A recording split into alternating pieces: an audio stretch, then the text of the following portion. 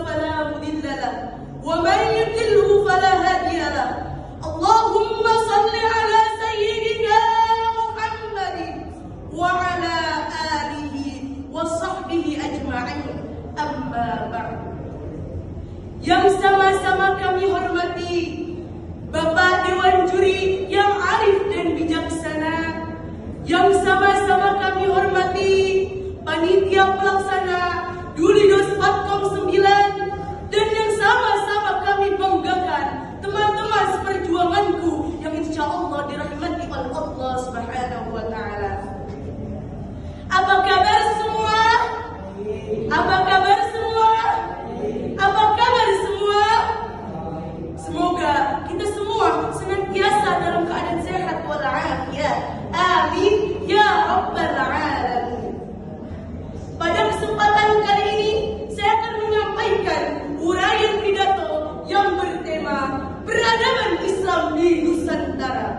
Hadirin dan hadirat yang berbahagia, Indonesia, negeri tempat kita dilahirkan, kembali pahala jinawi, alam terbentang luas, subur dan juga makmur dari Sabang hingga Merauke.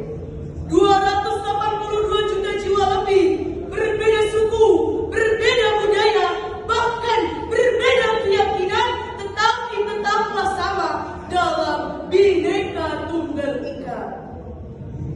Masyarakat yang luhur, berbudi pekerti, perilaku yang baik adalah cerminan bangsa ini. Kemudian ketika Islam datang ke Nusantara dengan damai, beradaptasi dengan budaya lokal dan toleransi terhadap keberagaman, membuat Islam mudah diterima, bahkan meraih tempat yang kuat di hati Nusantara dan menyebar hingga saat ini. Islam telah hadir di Nusantara lebih dari 1000 tahun yang lalu, membawa pesan damai dan moderasi. Kehadiran Islam di bumi Nusantara ini tidak hanya membawa perubahan dan aspek spiritual, tetapi juga menyentuh berbagai aspek kehidupan, sosial, budaya, dan juga politik. Bahwa peradaban Islam di Nusantara berkembang dengan prinsip moderasi atau dalam bahasa Arab disebut dengan wasatiyah, yang bermakna pertengahan, keseimbangan, tengah-tengah, dan keadilan. Sebagaimana Allah Subhanahu wa Ta'ala berfirman dalam Al-Quran surah Al-Baqarah ayat 143 yang berbunyi, A'udzu billahi minasy syaithanir rajim. Bismillahirrahmanirrahim. Wa kadzalika ja'alnakum ummatan wasatan litakunu syuhada'a 'alan nasi wa yakuna ar-rasulu 'alaikum syahida. Dan demikian pula kami telah menjadikan kamu umat Islam, umat pertengahan, agar kamu menjadi saksi atas perbuatan manusia dan agar Rasul Muhammad menjadi saksi atas perbuatan kamu. Begitu juga sabda Rasulullah Sallallahu Alaihi Wasallam menekankan pentingnya moderasi dalam beragama. An Abi Hurairah an Nabi Sallallahu Alaihi Wasallam qala, Inna ad-dina yusrun wa la yushaddid din ahadun illa ghalabah. Sesungguhnya agama Islam itu mudah dan tidak ada seorang pun yang mempersulit agama kecuali dia akan dikalahkan oleh agama itu. Hadis riwayat Bukhari. Hadirin dan hadirat yang kami muliakan, salah satu keberhasilan Islam menyebar di Nusantara tidak lepas dari peran para ulama, para kiai, guru-guru yang selalu setia mengajarkan kepribadian yang baik, akhlakul karimah, dan ilmu pengetahuan. Banyaknya lembaga-lembaga pendidikan agama di Indonesia seperti madrasah, pondok pesantren, hingga perguruan tinggi agama sebagai bukti betapa besarnya peran ulama yang selalu mendorong umat agar terwujudnya generasi yang religius, berpengetahuan luas, dan berakhlakul karimah. Gereja Syekh Al-Azhar Syarif Muslim, Syekh Ahmad Tayyib ketika datang ke Indonesia pernah memuji bangsa ini dalam pidatonya.